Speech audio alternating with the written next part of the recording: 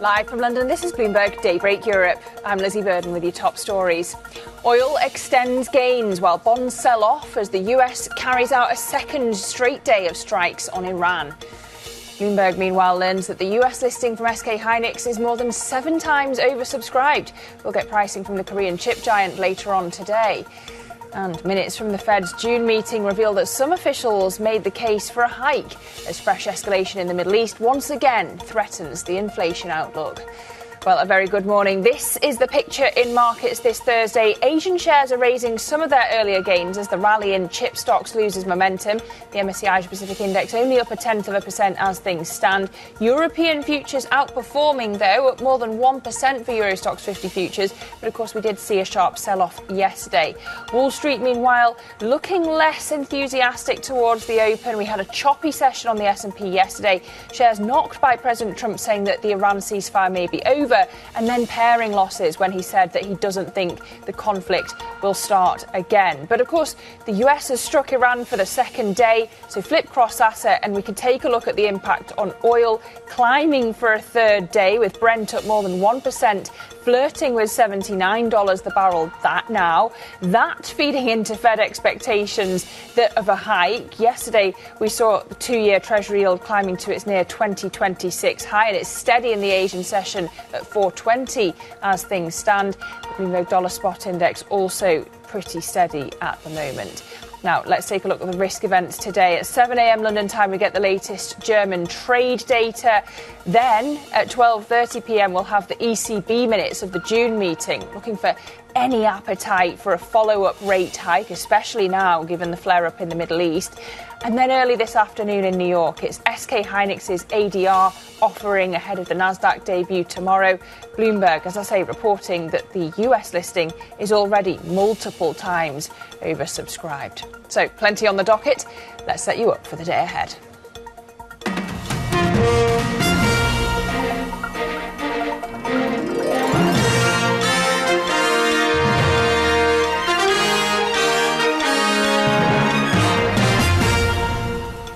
We just hit them very hard, and I'd say we hit them 20-1. Every time they hit us, we're going to hit them 20. And we did it last night. They did a little something today, but it was really retribution for last night. They hit actually 3 boats, not 2. And when they hit, we hit back much harder. President Trump confirming a second straight day of strikes against Iran, threatening further escalation in the Middle East. In the past few hours, we've heard from US Central Command saying that forces hit around 90 Iranian targets. We're tracking the latest developments across the globe this morning and digesting the latest, of course, from the NATO summit in Ankara, Turkey. And let's start with our global coverage with our Bloomberg Horizons Middle East and Africa anchor, Abir Abu Omar, who joins us from Dubai. So, Abir, just walk us through how significant this US action is overnight and really how Iran is responding.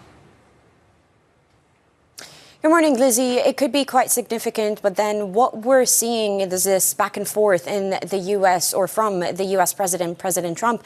Yesterday, during his press conference in NATO, he did say that, according to him, or as far as he's concerned, the ceasefire between the U.S. and Iran is over. But then he did go on to say that the negotiators, Steve Witkoff and Jared Kushner, could go on to have their talks with the Iranians. Now, that obviously sent jitters across the market almost instantly. What we're seeing happening overnight is, as you have mentioned, 90 targets were hit by the United States for a second straight day in Iran. Some of those, we understand, could be targets in northern Iran as well. Iran, in its retaliation, has hit in the early hours of the morning countries in the GCC, namely Kuwait and Bahrain. Now, Lizzie, we've seen those skirmishes happening over the past 3 weeks or so. We've seen Iran hitting ships in the Strait of Hormuz, but the latest event happened at the beginning of this week when Iran hit a Qatar-flagged LNG-laden ship for not sticking to the routes that Iran had laid out. And this all goes back to this notion of Iran really wanting to assert dominance over the Strait of Hormuz and wanting ships to first stick to the routes that it had laid out. But then once the negotiation period ends for the MOU, for ships to start paying tolls and fees to Iran alongside Oman, as as well. So this is all an assertion of power. The U.S. not happy with that, striking Iran. Iran saying through some of its top officials and top negotiators that this situation is not going to work out by bullying.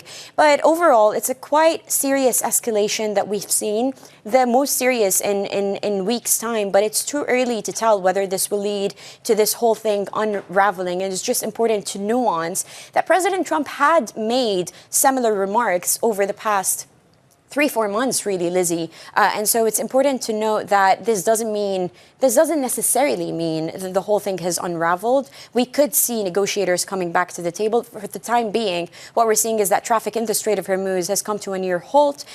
Ships and ship owners are treading with a little bit more caution than they were over the past couple of weeks, even. And so that's why we're seeing Brent crude prices edging very close to the $80 on the barrel mark. Nowhere near still the $120 that we've seen when the kinetic warfare in the region was at its height during the peak of the war. But we are edging closer to the $80 on the barrel, third straight session of gain this morning, Lizzie. Abir, thank you for now. That's Abir Abu Omar in Dubai. Well, let's get the military angle on this. We can bring in Becca Wasser, who is defence lead for Bloomberg Economics. Becca, great to get your expertise on this. I wonder what the options look like for further military escalation for the US. Well, I think, as Abir mentioned, we've seen an expansion of the target set, both in geography, but also in target types. So last night, in addition to going after some of the assets that the Iranians have used to go after the commercial ships, the U.S. also struck 2 railway bridges in Iran. So that's, to me, a signal of further escalation could go after infrastructure that is used for military means, but also civilian means as well. So that's one option on the table. The other one that President Trump has mentioned previously, including yesterday, is trying to take Karg Island. And that's an incredibly risky operation for U.S. ground forces that essentially has them as sitting ducks on Karg Island in the Strait of Hormuz, and would be a very high bar for the U.S. to do. So at the end of the day, I think what we are more likely to see is some of that continued escalation, these tit for tat, back and forth the straits, as the U.S. tries to deter Iran from exerting its control over the waterway and attacking more ships, as opposed to a much higher, riskier escalation option. So let's say that Trump does cross those lines. Touching infrastructure, taking Karg Island. Does that wipe further negotiation off the table? I think those mean that the war is on. The war would be back on. But from my vantage point, I don't think either Iran or the U.S. want to find themselves back into all-out war. It doesn't benefit either of them. And more importantly, what could they achieve from war that they couldn't have already achieved from 39 days of brutal fighting? They're not likely to get that, and they're more likely to get that at the negotiating table, if anything. OK, well, Becca, thank you so much. That's Becca Wasser, defence lead for Bloomberg Economics. Of course, the events in Iran have overshadowed the NATO summit in Turkey, the meeting ending with President Trump saying the decision on US troop levels in Europe would hinge on how allies addressed his concerns over Greenland and the Iran war.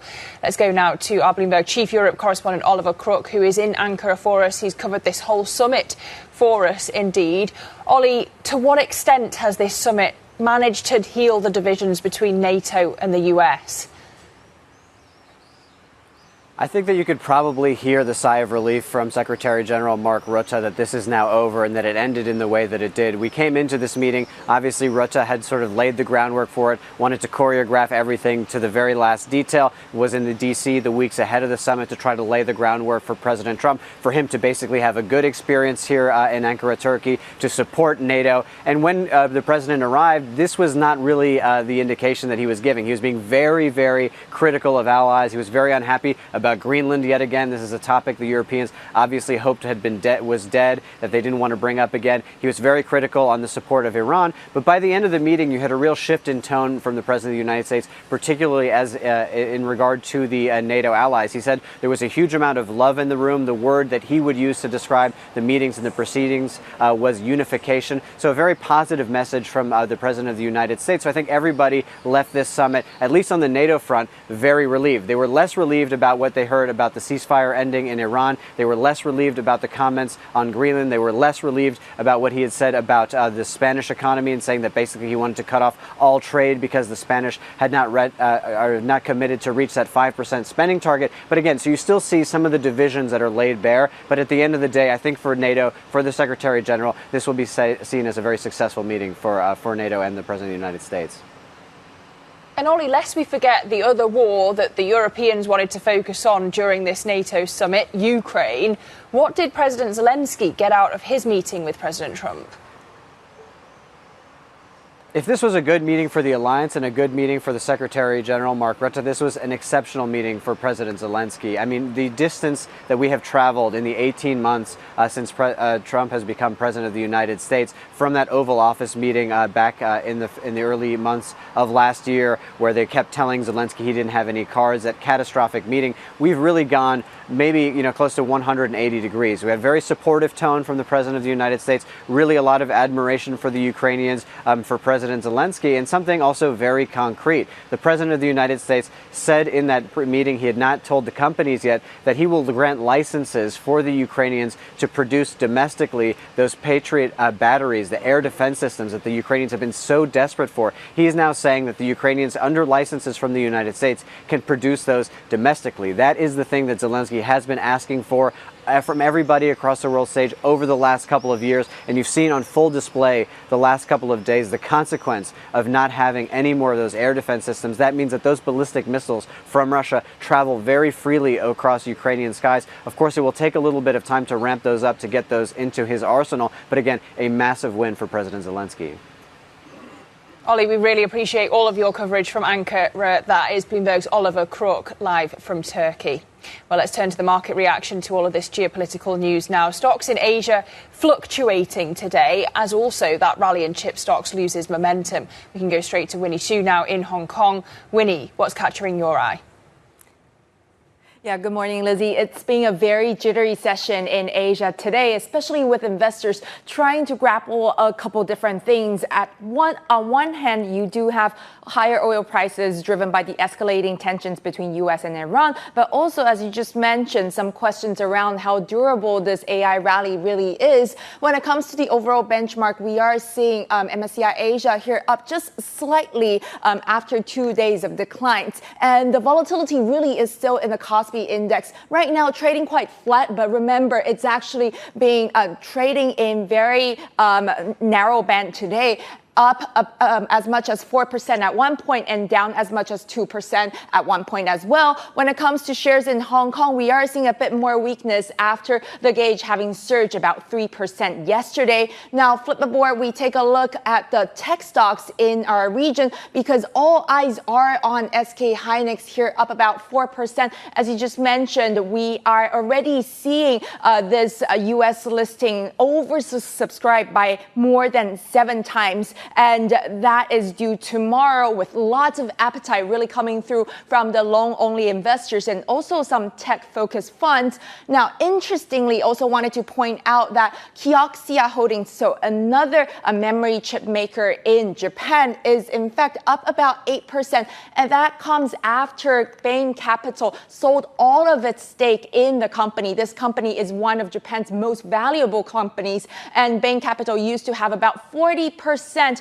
of stakes in the company, but shares have really risen about 4,800% since its debut. So lots of gains driven by the rally in the AI boom. Now you flip the board and take a look at the energy sector, because while everything else looks a bit uncertain right now in Asia, one sector that has been really extending gains is the energy sector. Obviously, it is on that rise in oil prices, potentially raising further risk when it comes to the supply chain disruption in the Middle East. And hence, we are seeing Australia's Woodside Energy and Japan's Inpex Corp here both rising further. Back to you, Lizzie. Winnie, thank you. That's Winnie Xu in Hong Kong. We're still ahead amidst all of this geopolitical uncertainty. Where do traders turn for safe havens? Well, we're going to dig into the outlook for the dollar later with Trevor Charsley. But first, the case for hiking rates. More on what the latest Fed minutes tell us about policymakers' attitudes going into their next meeting later this month. and what the geopolitics could mean further out. That's next. This is Bloomberg.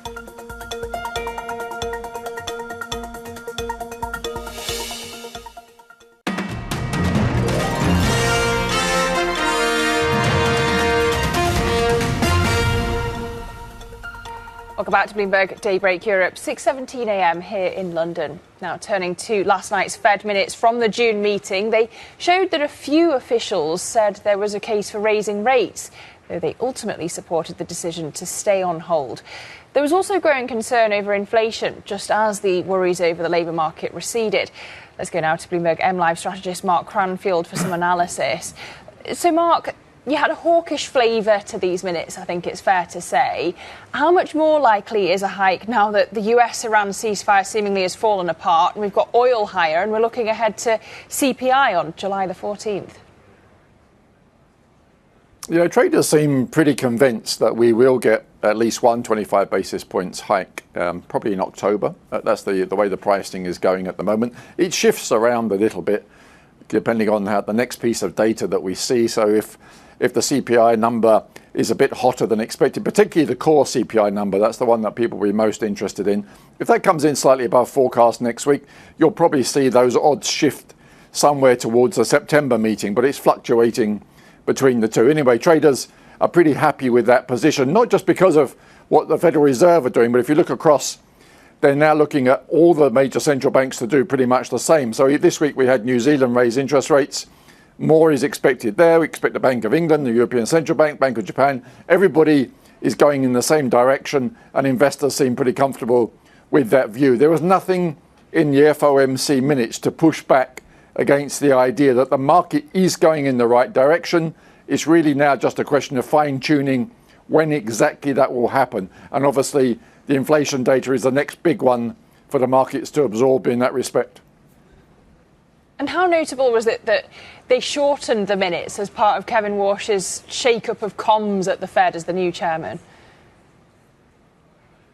Well, this is going to be a tricky one for him. So he's pretty keen on the idea that he doesn't want to give much guidance away. He wants to be a bit of an Alan Greenspan and keep people guessing as to what happens for the next meeting.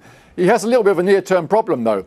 He has to go in front of the Senate Banking Committee next week. And the Senate is not known for looking at answers. They want complete answer to their questions, and they're most likely to push him very hard if they don't think that he's giving them what they want. So he may want to not give investors too much information, but the Senate are almost going to force him to say something next week. It's shaping up to be a very big deal for markets.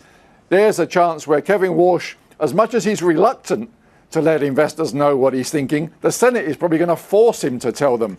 So it could be a pretty lively discussion. And where they're going to really come on him is in relation to AI, most likely, because one of the most interesting things about the FOMC minutes was the suggestion that the spending on AI in the near term is going to be a bit inflationary. Now, in the past, Kevin Warsh has said he thinks AI productivity is going to be deflationary.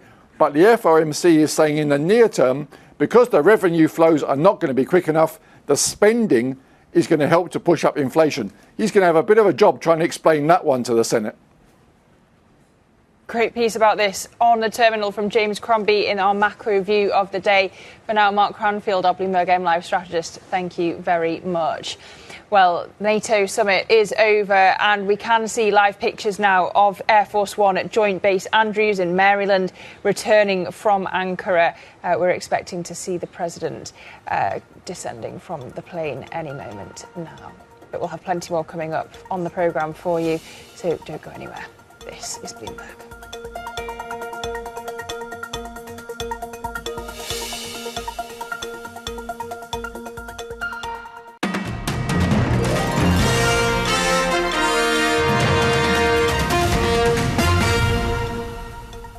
Welcome back to Bloomberg Daybreak Europe, 6:23 a.m. here in London.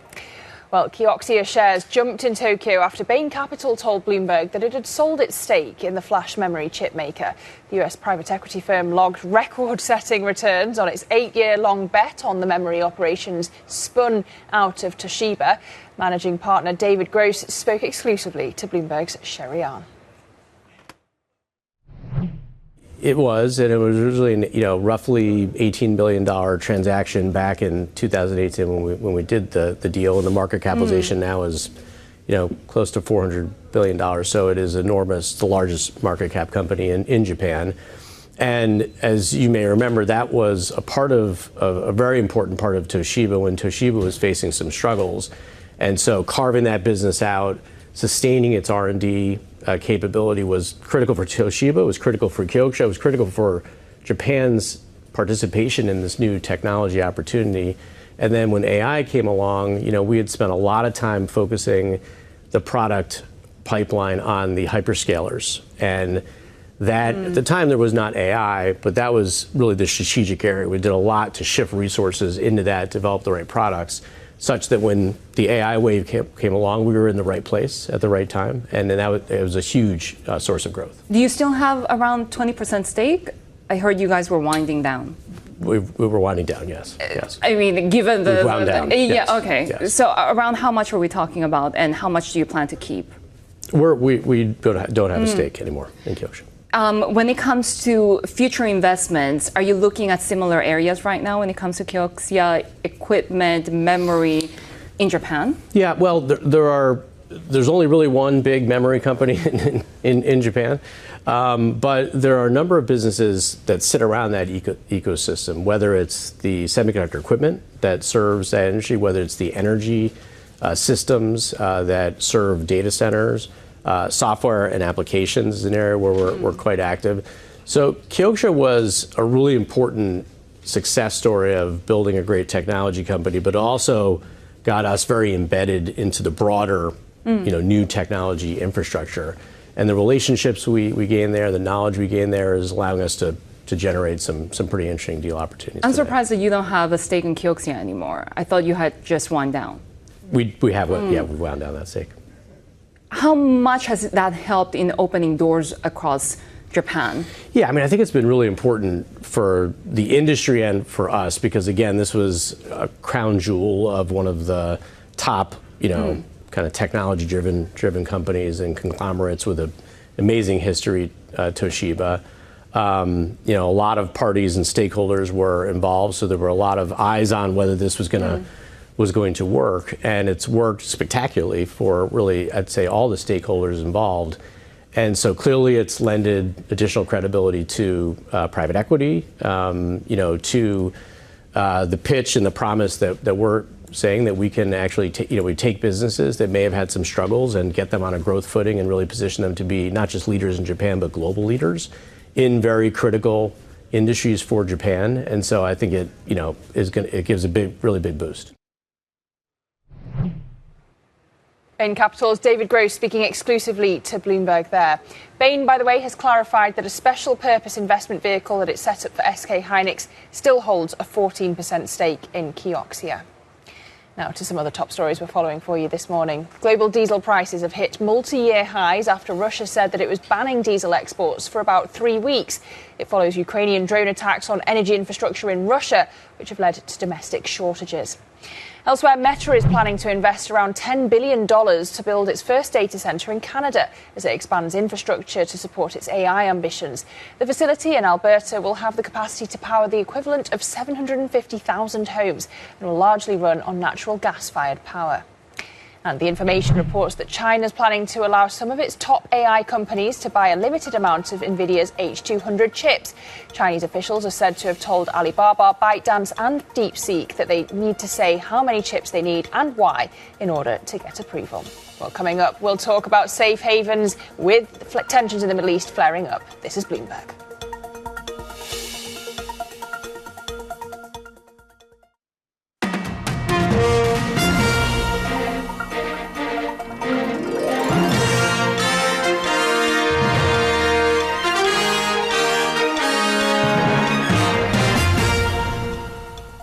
Live from London, this is Bloomberg Daybreak Europe. I'm Lizzie Burden with your top stories. Oil extends gains while bonds sell off as the US carries out a second day of strikes on Iran. Bloomberg, meanwhile, learns that the US listing from SK Hynix is more than 7 times oversubscribed.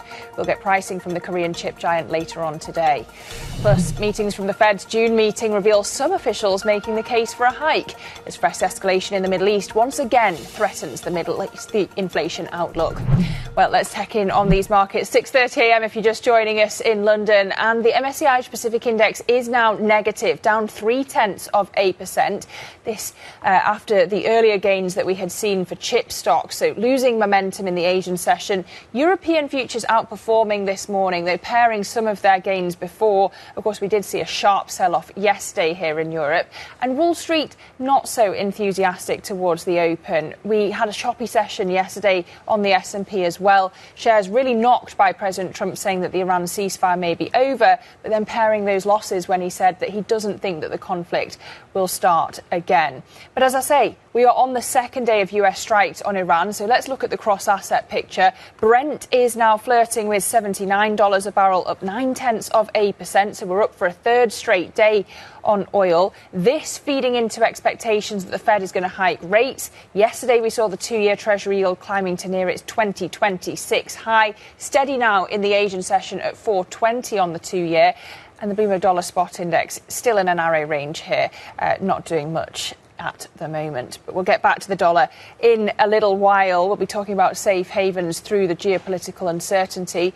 But first, let me take you to our front pages this morning. I want to kick off with the Financial Times. It leads, of course, with the latest US strikes on Iran and President Trump casting doubt on the prospect of a deal with the country. The Wall Street Journal, meanwhile, focusing more domestically on US politics and Democratic nominee Graham Platner ending his campaign for the Senate in Maine after an allegation of sexual assault, which, important to point out, he denies. Then, here in Europe, we can look at Spain's El País. It leads on comments from President Trump, who says that the country redeemed itself through committing to a major payment just hours after threatening a trade embargo. You can hear the relief. Well, now you can get a roundup of all the stories that you need to know to get your day going in today's edition of the Daybreak newsletter, which, as ever, terminal subscribers can find by going to DAYB Go. Well, coming back to the markets, and that flare-up in tensions between Iran and the US has reignited inflation concerns. You've got oil rising, bonds falling, and safe havens very much back in focus. With me now, I'm pleased to say, is Trevor Charsley, Senior Technical Strategist over at Corpay. Trevor, thanks for coming back in. Thank you very much indeed for inviting me. So you are quite dovish in your outlook, I think it's fair to say. And I want to dig into this, given all that we've seen in the past few weeks, particularly this re-escalation in the Middle East. What would it take to change your outlook on the dollar from Trump? I mean, we were talking to our defence analyst earlier about potentially him trying to take Carg Island. Would that make you change your dollar view? It's an interesting point. I think as far as Carg Island is concerned, if it was a situation whereby President Trump turned around and said, actually, I'd like to escalate, to de-escalate, I think that's a plausible course of action. I think as well what stood out to me yesterday from listening to President Trump was that he said he thinks the flare-up will be short-lived. And I think with all of this, what we've seen is the intention for the president to actually, he needs to extricate himself from this, especially before the midterms. Now, Iran, I think, wants to continue and try and bring others in because it's their economic weapon, should we say. But I think that what we've seen so far with possible, unfreezing of previously frozen assets. We've also seen sanction relief. There's possibility of a $300 billion infrastructure fund. So, with the flare-up, those have all gone away. And you may well find, I think, that if you could get this escalate to de-escalate. But after that, there's still the idea that really maybe you can just get this uneasy peace or truce, should we say. And in that case, I'm thinking that actually oil may not continue to go higher. It may come lower. Citigroup over the weekend, I think it was Friday, they turned around and said actually their forecast was $60 for Brent. I mean, that's pretty dovish. But that was the weekend. That was the weekend. No, I agree with you. But at the end of the day, I think the bigger picture is the president really doesn't want to keep this going. The more it goes, the more it's bad for him, and he sees that. So you're banking on logic to prevail when it comes to the geopolitics, but it doesn't stop your analysis of the Fed, right? So you think that Kevin Warsh is a dove. He's a dove. Despite the Fed minutes, despite what we heard in Sintra, why? I do. Well, I actually think that Sintra, the market took his comments as slightly dovish because he turned around and he said, oh, we've seen some good productivity gains through AI, and also we've seen inflation risks decreasing. Okay, so less hawkish than before. Less hawkish than before. Okay, so I'm reading back on previous statements and comments from from Fed Chair Warsh before he was Fed Chair. He was saying you had to take a risk or take a chance on data and AI and how it would produce great productivity without inflation. Now I do note, you know, that 9 Fed members turned around and said, yes, we think that AI inflation can be there, but it may well not be so long-lived, shall we say. And in that case, I think when you look at the tariffs, which will start to come out, the tariff effect and inflation will start to come out of the figures relatively soon, so looking at UBS data, then you look at the AI, how long is that going to last for that inflation effect? And then you look at the movement in oil, and I'm thinking actually he's given us his forward guidance. He's turned around and said he's determined to give us price stability. That, I think, is all we're going to get. And so, therefore, if we don't get... I looked at Bloomberg yesterday, and WIRP said, actually, the markets expect 100% chance of a rate hike in October. If we don't get that, and we had a weak non-farm payrolls, and the updates and the revisions were negative, I'm thinking the more you don't get a rate hike, you actually don't get anything for the end of the year. And then you get the 5 committees coming back, and then the task forces coming back. Yeah. And Fed Chair Warsh says, actually, you know what? It's all great. Inflation is not so bad. Maybe oil is at 60. Wow. And then you can see, actually, the impetus for dollar strength has gone, and that's where the psychoanalysis comes in. How much could it fall if the hikes don't materialise? Right, so this is the thing. So from the analysis, from the technical analysis, we can see that actually the first target would be around about a 4% fall. As long as we stay below 102.70 in the dollar index, we could see down to 98. You get down below 98, then you could see 92, but over 12 months. And that's where the technicals come in, and that's what they're sort of implying, shall we say. But obviously, look, fundamentals push cycles all over the shop, so... Well, let's look at the other side of that then, euro-dollar. When and where does it peak? We've got the ECB minutes coming later. We're looking for any appetite for a follow-up rate hike, and then we've got to factor in the latest from the Middle East as well. I know, it's difficult. It is very difficult. And I think as far as the ECB is concerned, and as far as the technicals, again, the psychoanalysis, which is the timing, they're suggesting, yes, we can get another push lower for euro-dollar, but maybe only to 13.05, something like this, and then actually it's finished. And then you start to go. I know. Then you start to go higher. Now, sometimes the technicals can forerun the narrative, and actually the narrative quite often does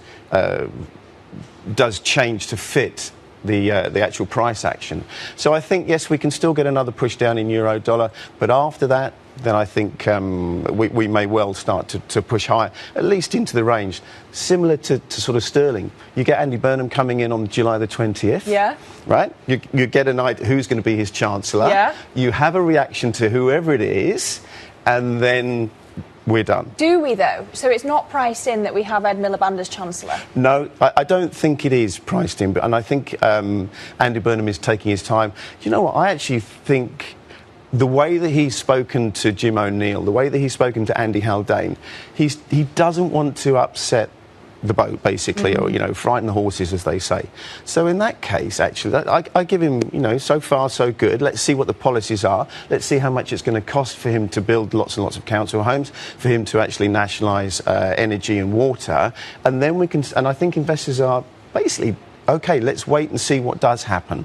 If it is Miliband and he decides to take quite a turn to the left, shall we say, then in actual fact, yes, I can see sterling dollar coming down, maybe having another look at 130, 150. But actually, we've seen that 3 or 4 times before, and it's held. And 130 is psychologically important. And if the psychoanalysis is there or thereabouts, you can go back into the range, and then we'll see what happens with the dollar again. I don't think she'll mind me telling you, Trevor, I got a text from the Chancellor yesterday saying, don't write me off, I'm fighting to stay. Well, listen, I think the markets would they would appreciate it. If she stays, then in actual fact, it's a safe pair of hands. If she manages to pitch herself into the job, congratulations, and then we may be going higher for sterling. All right, let's see if the current occupant of number 9 Downing Street is still there on July 20th. Trevor, always great to see you. Trevor Charsley, Senior Technical Strategist at Corpay. Well, President Trump's announcement that the ceasefire with Iran is over, launching a second straight day of strikes, is of course going to be top of mind in Brussels as well today, where finance ministers are going to be gathering for a Eurogroup meeting. Let's go to Brussels now. We can speak to our Bureau Chief, Suzanne Lynch. Morning, Suzanne. So how's the EU reacting to Trump's comments this morning? Well, look, it's just yet another twist and turn in Trump's rhetoric and actions when it comes to the Middle East. Now, I think there was a sigh of relief that the NATO summit went relatively well in terms of Trump underlining his support for Ukraine. But of course, the escalation of tensions in the Middle East has now caused a lot of concerns here in Brussels.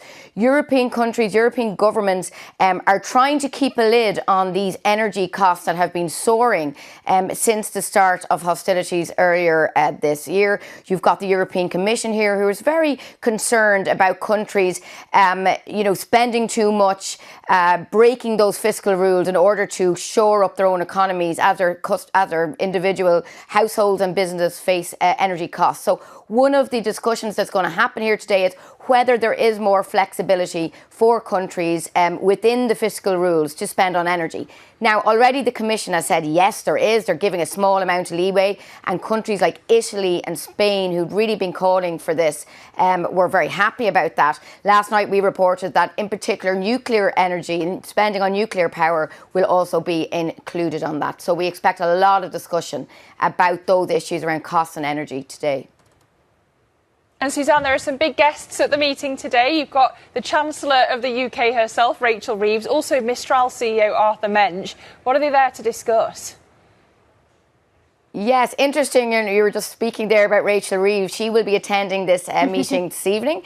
We're told that a lot of this is going to be about the energy discussion, about how Europe can work with like-minded partners like the UK, like Norway, for example, and some of the challenges they're facing, also to do with semiconductors and imports and that kind of thing that they're powering the next generation of AI.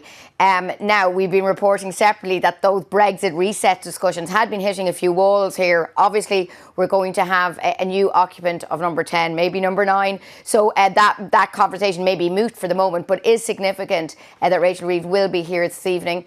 And as you said there, the head of Mistral as well, we expect, he to brief and discuss with ministers the AI challenge, where Europe is standing in this race. I think there's a lot of demand across Europe for governments, for policymakers to ensure that the European side are at the table with this next wave of AI investment. So that's going to be a key topic of discussion tonight over dinner here in Brussels.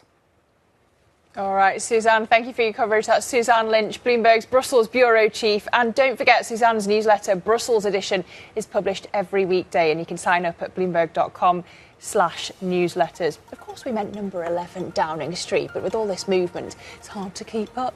But look, coming up on Daybreak Europe, why competition from China could see VW axing up to 100,000 jobs. So more on that story next. This is Bloomberg.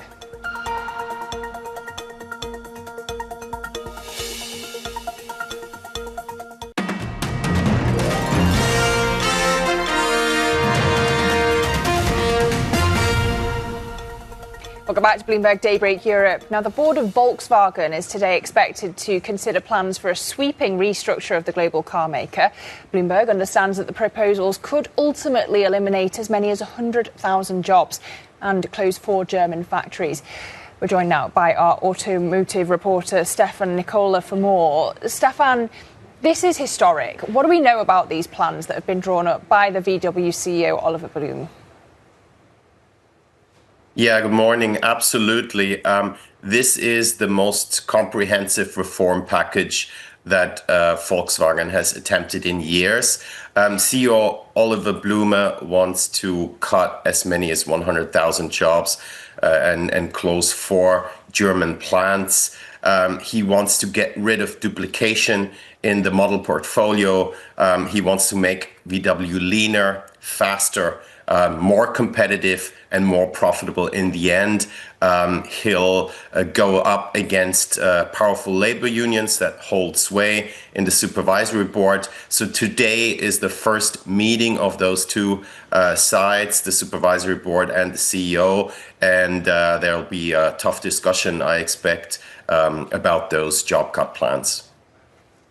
But what should we read into the problems at VW about the state of the broader European car industry right now? Yeah, VW is sort of a microcosm for the whole European auto industry. Competition from China has increased significantly. Energy costs are still high in Europe. Labor costs are high in Europe. So all of that is coming together.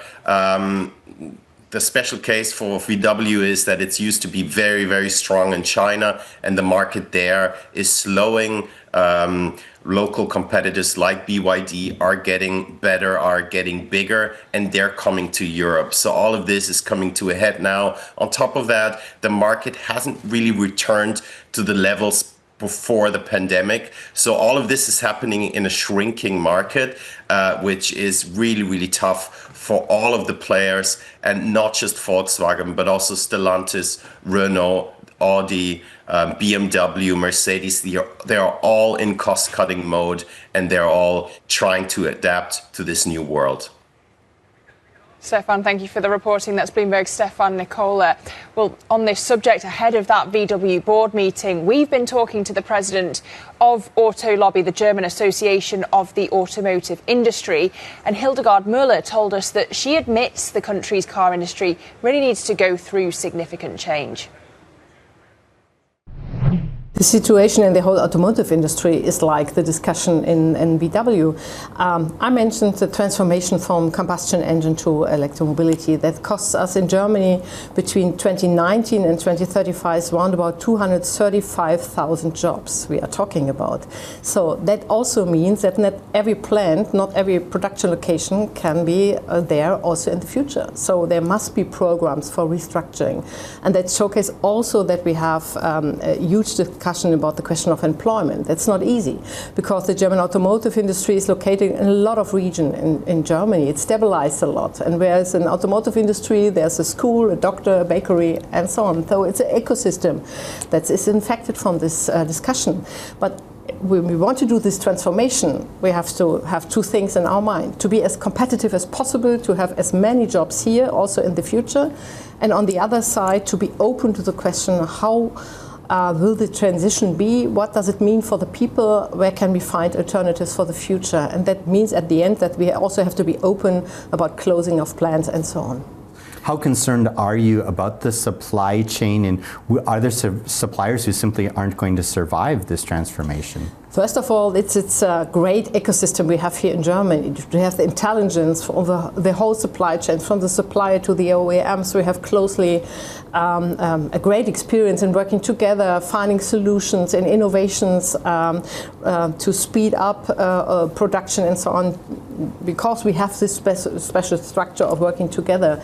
So we want to have also in the future this, but we will have it in a different kind, in different ways. And we have a lot of suppliers who also follow OEMs going to other countries and regions, but that's not for every supplier, especially for the small. It's a great challenge we live in. So we do all what we can also as within my association to support our companies on this way of transformation. Hildegard Müller, president of the German Association of the Automotive Industry, speaking there exclusively to Bloomberg's Chad Thomas. Now to some of the top stories we're following for you around the world this morning. Rahm Emanuel is warning that Israel is becoming a pariah under Prime Minister Benjamin Netanyahu. The former Obama chief of staff, who's a long-time Democratic supporter of Israel, said that Washington should end unconditional support for its ally. In a speech at Tel Aviv University, Emanuel said that Israel cannot fight indefinitely against a world that has stopped believing it has the right to fight. Elsewhere, Graham Platner has suspended his US Senate campaign in Maine after a sexual assault allegation led support from fellow Democrats to collapse.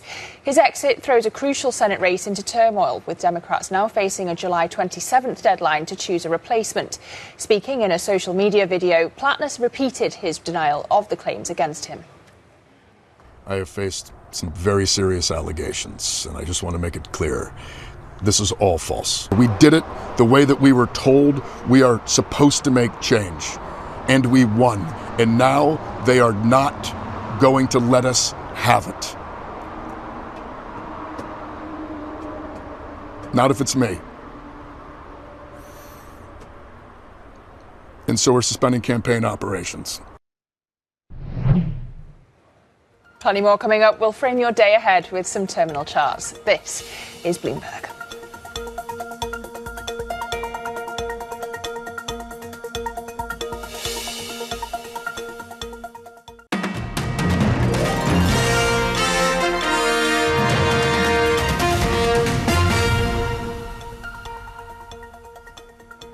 Welcome back to Bloomberg Daybreak Europe, 6:55 a.m. here in London, and a few terminal charts to set you up for the day ahead on where markets begin this Thursday morning. Because, of course, we start off with the Fed minutes that got through last night. Traders trimming their Fed cut bets, given that there was such a hawkish flavour to these minutes. But flip the board over, and, of course, we have had an escalation in geopolitics as well in the Middle East. The tensions flaring up again.